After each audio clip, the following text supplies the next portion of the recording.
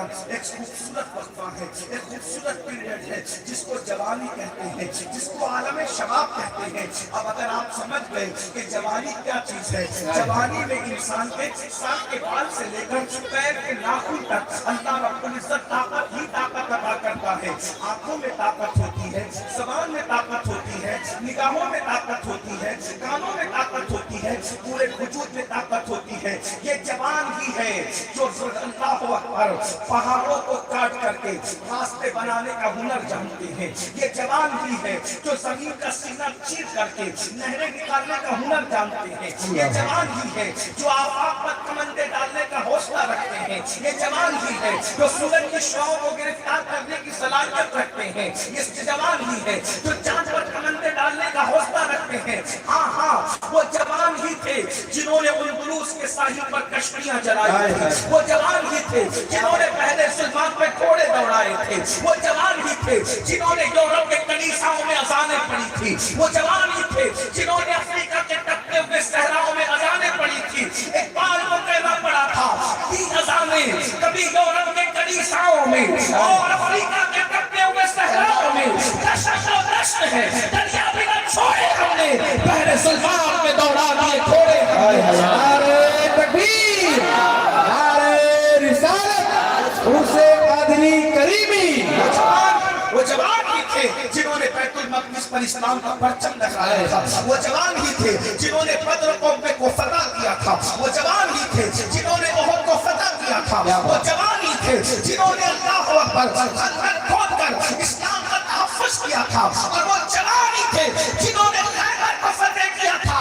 بلکہ وہ ایسا جوان تھا جس کی جوانی کی گواہی اللہ رسول دیتے نظر آتے ہیں۔ لا فتح الا علی، لا سیف الا ذوالفقار۔ علی کی طرح کوئی جوان نہیں ہے اور ذوالفقار کی طرح کوئی تلوار نہیں۔ وہ جوان ہی تھے جو فاتح کربلا تھے۔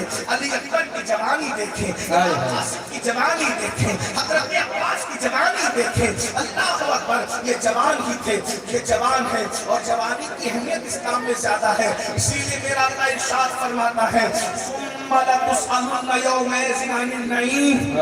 قیامت کے دن ہم تم سے تمہاری جوانی کے بارے میں سوال کریں۔ کیا بات ہے؟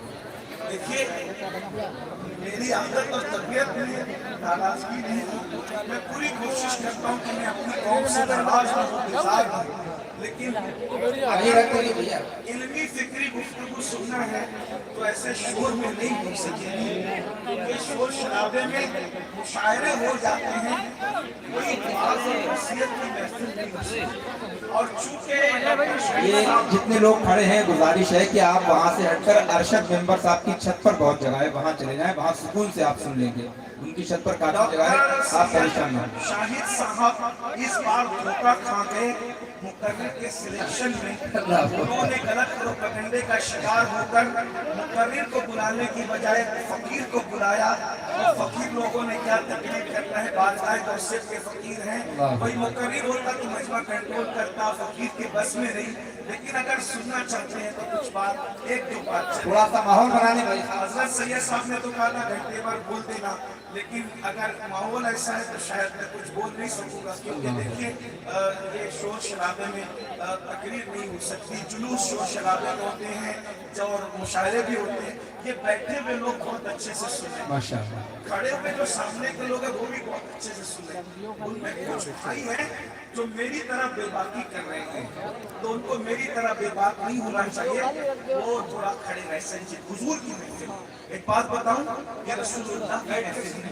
اس محفل میں حضور کی توجہ ہوتی ہے۔ اس محفل میں، ایسی محفلوں میں حضور کی توجہ، یہ وہ کام بہت اچھا کرے جو پردہ اٹھا لے، یہ کام اچھا کرے۔ اگر ادھر سے پردہ اٹھ جائے، وہ جو بھائی اٹھا رہے سامنے سے، تو ادھر بھی کچھ لوگ بیٹھ کر سکون سے سن سکتے ہیں، اگر ادھر جگہ ہے۔ اچھا کام کریں، درود شریف پڑھیں سب لوگ۔ صلی اللہ علیہ حبیبی کا خیر الخلق۔ ابھی یہ جو بھائی کھڑے ہیں ان کی اجازت ہے میں بولوں، گفتگو کروں؟ اب تو آپ کسی کو دھکا نہیں دیں گے میرے بھائی، بات بتاؤ، زندگی میں کبھی کسی کو دھکا مت دیں گے۔ اگر تم نے کسی کو زندگی میں دھکا نہیں دیا تو کبھی دھکا کھاؤ گے نہیں۔